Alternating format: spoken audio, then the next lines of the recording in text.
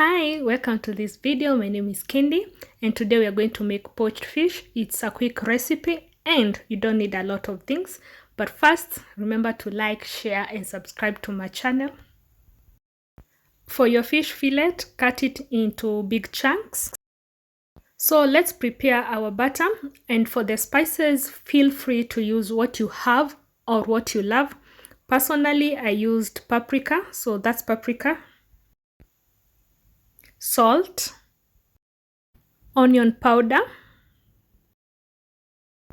wheat flour. Add water and mix to form your batter.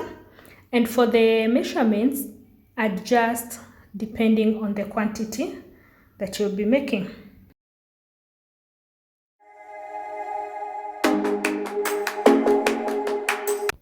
I didn't want a thick coating, so I didn't make very thick batter. Add fish fillet and mix gently.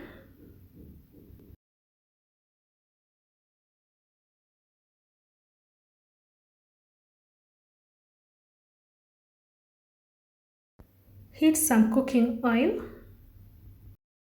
Once the oil is ready, you can add the fish fillets and let them cook on both sides till ready.